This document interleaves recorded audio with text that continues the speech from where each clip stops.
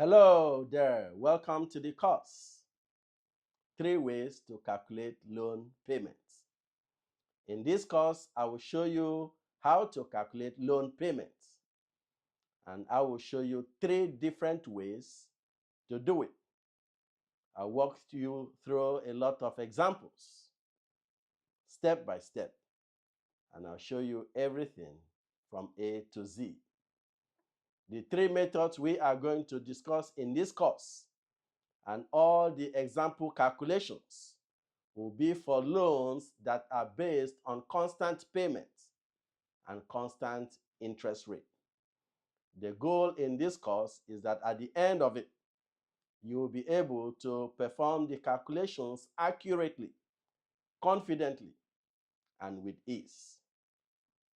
The key in understanding these calculations is based on understanding the variables involved. And we are going to discuss the variables involved in loan calculations next. Now we'll talk about the variables involved in loan calculations. The first is loan amount.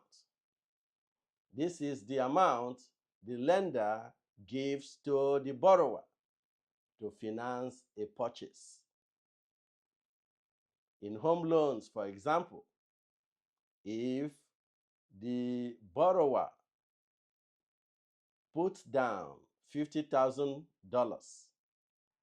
and the lender gives $250,000 to finance the purchase of a home that appraises for $300,000, the loan amount will be $250,000 because that is the amount that the lender gives to the borrower.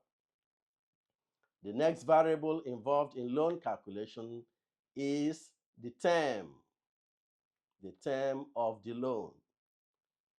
That covers the duration of the loan, the length of the loan, the lifetime of the loan.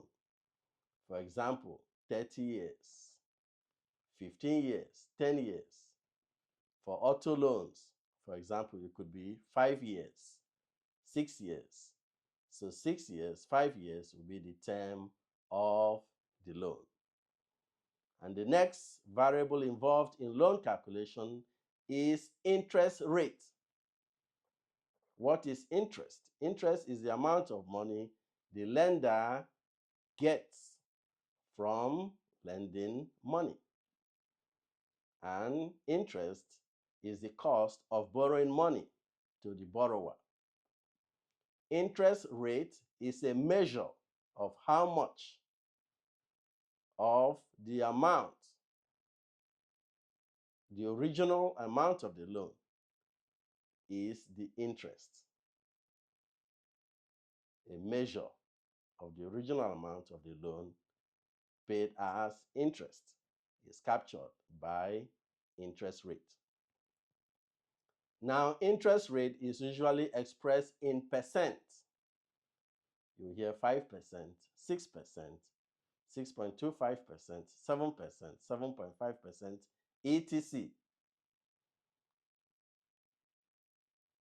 So we understand that the number is 0.05 in the case of 5%. And for 7%, the actual number is 0.07 because a percent means divided by 100. The next thing about interest rate is that it is quoted annually, per annum, on a yearly basis. So when we hear about 5%, that's actually on a yearly basis, annual basis. We hear about annual percentage rate, APR, and annual percentage yield, APY. And then the final variable, which is what we are going to calculate, is the loan payment. And payments can be on any basis based on the agreement between the lender and the borrower. It can be monthly, it can be quarterly, it can be bi-weekly. But we also know monthly loan payments are much more common. Before we get into example calculations, let us quickly review what we have covered so far. All right, so welcome to this section. We are going to review what we have discussed so far. 3 ways to calculate loan payments.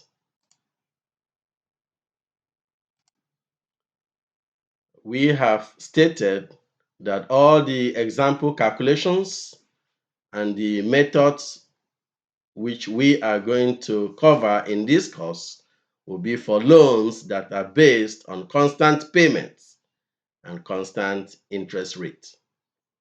We have discussed the variables in loan payment calculation, the loan amount, the term, the interest rate, and the payment amount being what we want to calculate.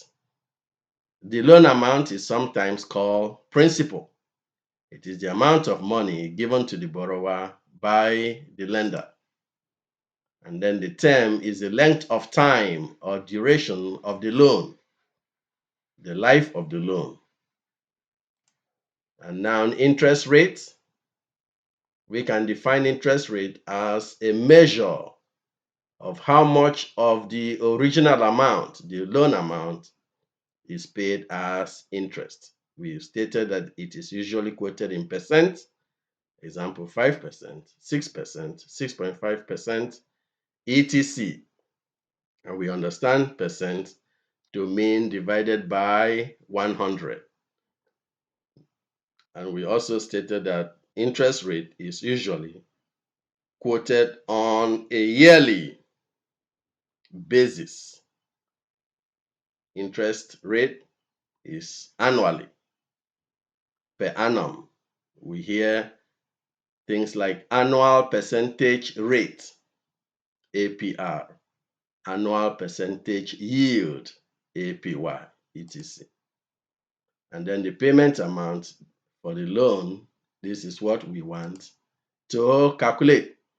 It is important that we mention that this calculation covers principal and interest only.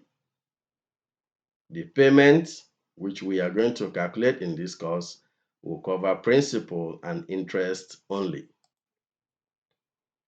We say it does not cover escrow costs, as in the case of home loans and maybe things like comprehensive insurance in the case of auto loans. So the calculation we are going to do in this course will cover principal and interest payments only. When a loan is taken, depending on the type of loan, there may be other costs associated. So with that, we are going to go into our first method for calculating loan payments. Now that we have completed reviewing, we are going to go into example calculations. And we are going to start with method number 1.